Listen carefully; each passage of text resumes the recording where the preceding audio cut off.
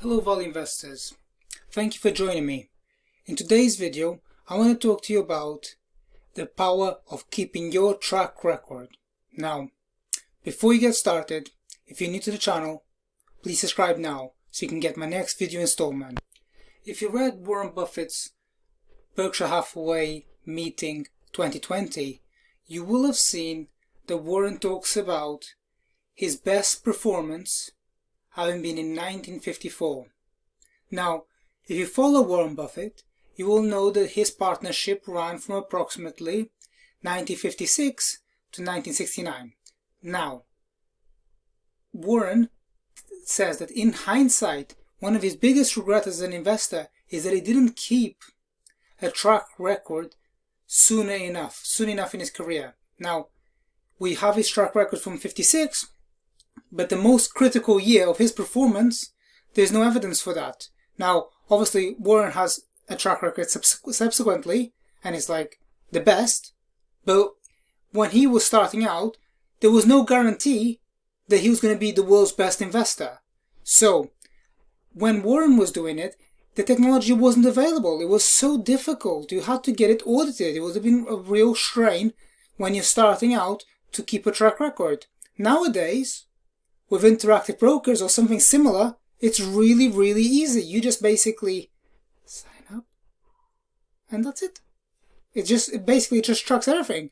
And I'm quite public with mine because that's the kind of person that I believe I want to kind of aim to be. I believe that I only invest in small cap stocks, as you might know. So I benchmark myself against the most followed index, which is the S&P 500.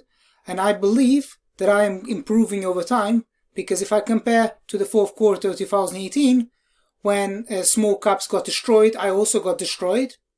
But now in 2020, when small caps have been destroyed, although I'm only investing in small caps, I've done a lot better than them. Now, another thing that is quite helpful for you, by you keeping track of your portfolio, you can see how you're doing. You don't need to be public with it. But this is the thing. We human beings have a tendency to forget investments that didn't work out so favorably. It's just human nature. We don't like pain, and we're quite quick to overcome pain. Human beings are very adaptable. So when you have a few losses, we forget those. But you just tend to remember, oh, that investment worked out really well, and you have a good association, your dopamine comes in and everything. Now, the things that didn't work out too favorably, we forget. By keeping your track record, and checking how you're doing every quarter or so, you really get a feel for actually whether your value investing strategy is actually working, okay? Now, if you're underperforming significantly after, let's say, about 3 or 4 years, if you're underperforming significantly, maybe you got to just be honest with yourself and say, okay, listen, I felt this, and I tried, I worked hard, I spent an hour each day on this, and I'm not getting what I want to, and I'm just going to go with the S&P 500, the Vanguard. And that's fine. That you're going to do so terrifically well. You're going to beat approximately 90% of all hedge fund managers that have been to the best universities, got the best education, got the best teams working for them, and you're going to beat like 90% of them over time. It's just how it works. And there's an argument you might even beat more, like close to 95%, because the market is becoming so efficient. You got people in Malaysia, you got people in China, you got people in the US, you got people in Europe, all trying to compete at the same game. So you just might as well just try and be the market and be participating in the economic growth over time rather than trying to beat the market. Beating the market is very, very difficult. And one final bit of advice that I believe is quite helpful.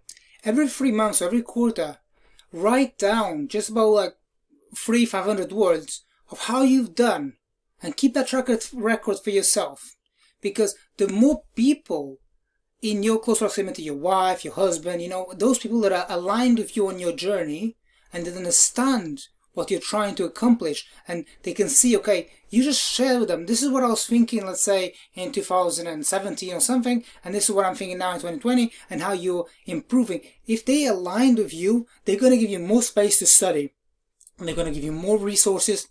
It could just be time, it could just be just giving you like an extra massage or something, I don't know, but just the more people that are aligned in your journey, because ultimately you got to take your friends and family with you on this journey. It's an amazing journey, and the best way to give back to those that you love most is by having them go on this journey with you. So I hope you found that useful. Please subscribe.